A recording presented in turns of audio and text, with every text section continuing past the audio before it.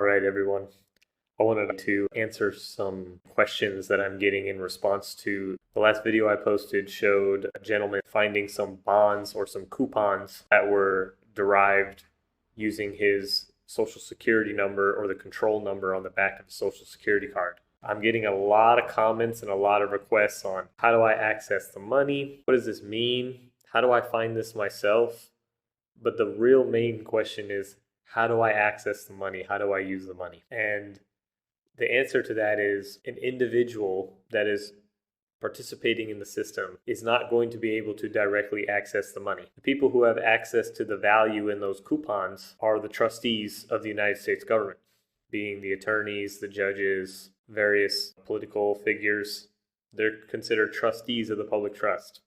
They're the ones who created those coupons or those instruments, and they're the ones who utilize them in trust. The trust, it's a usufruct, it's a spendthrift.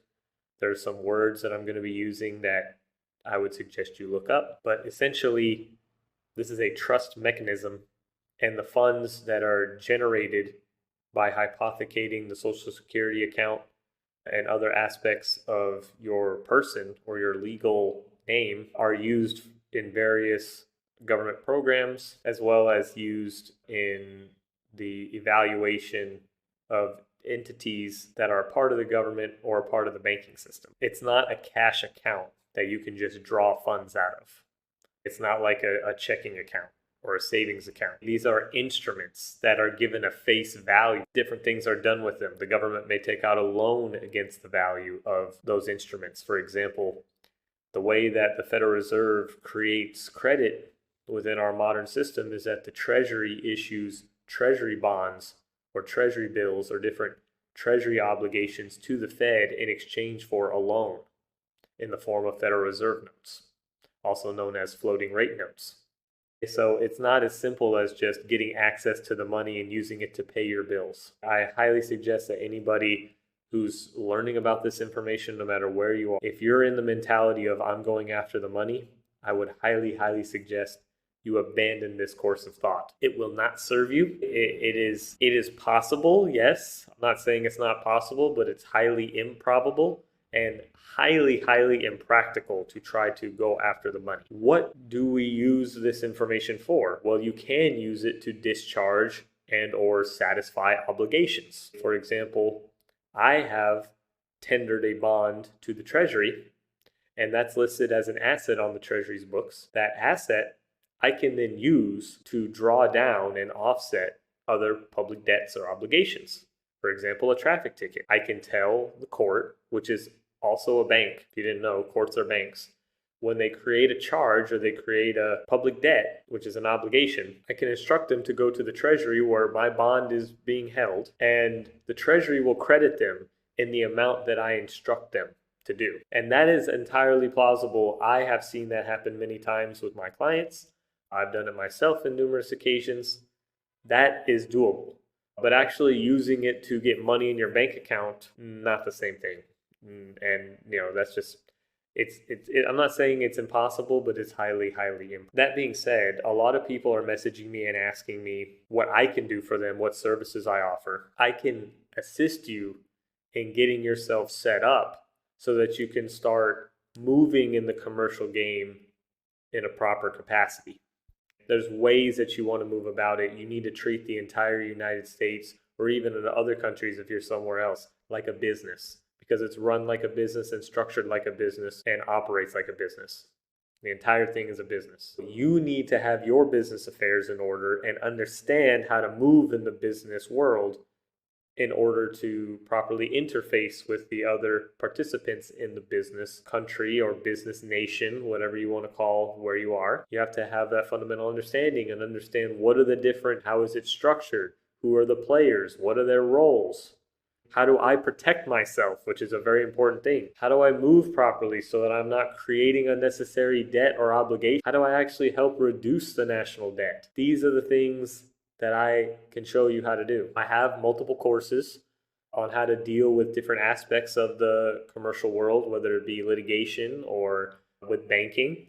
There are ways to satisfy your obligations. I have shown some of those ways in my courses. There are ways to invoke equity and invoke justice in the court system without having to argue or contend or be a combatant. I consult with a variety of different individuals on help with their business. I help structure their business. I help them satisfy some of their obligations. I help them communicate with attorneys, bankers, CPAs. But my main focus is giving people a fundamental understanding of where they are and how to view and approach their game plan and what they're intending to do. I don't tell you what to do because I can't tell you what to do. There is no process to any of this. There's principles applied. You can take the principles and then learn how to communicate and invoke those principles of equity or law or whatever you're dealing with in order to attempt to achieve the desired outcome. Because at the end of the day, it's really all up to God. We can do our best. We're stewards. We are arbiters of the land and arbiters of the world that we created, this commercial world that we created. We're the ones running the game, and we each have our own role to play. But if you are abandoning your role and instead just expecting everything to be fed to you, well, you're considered a ward of the state. You're considered somebody who's an indigent, someone who can't take care of themselves. You're a consumer rather than a producer. We want to make sure that we're always giving value when we're dealing with this information. So I wanted to come on here and just have a short conversation and clarify some things. Is it possible to get access to these large minor accounts or these trust accounts or the instruments that are placed in trust in your name? Is it possible to get access to them and use them? Yes. Is it practical? In my experience, it hasn't been. What is practical is learning how that mechanism functions so that you can create your own system, if you will, or your own realm of understanding and realm of operation. You can always be a problem solver and always invoke equity, fairness, and justice so that all parties are satisfied. That's really the end goal. There's so many ways that you can do that. I always suggest if you're just getting into this information, learn business principles, learn how to run a business. Even if you're working a 9 to 5, learn how to make a little side hustle. Learn how to do something that gives value to others and to our society, whether it's a service, a product, and do it in a way that is fulfilling to you, the other individuals who you're interfacing with. You learn this and you learn the mechanisms of business and negotiation and communication, then you'll understand what everybody's looking for. You'll understand what the bank's looking for, your clients are looking for, what your bottom line is. Your why is so important, why you do all this.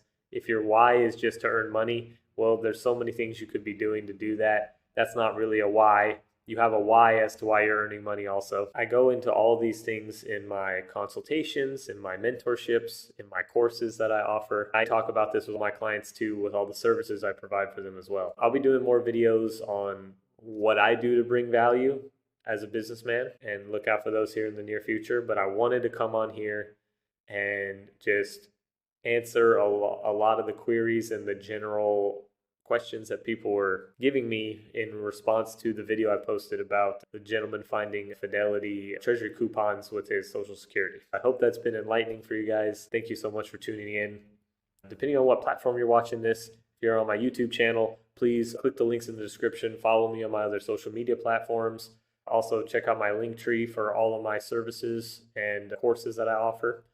Between March and April, we're aiming to have our online academy live to share with you guys just a lot of great value and a lot of great nuggets.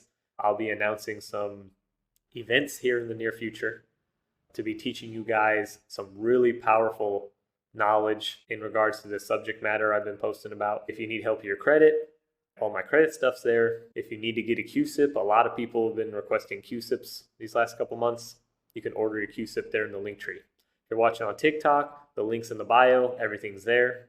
Facebook, Instagram, you go to my page, you go to my main profile, that link tree, that's going to have all my links there. It's going to have everything that you need to help out.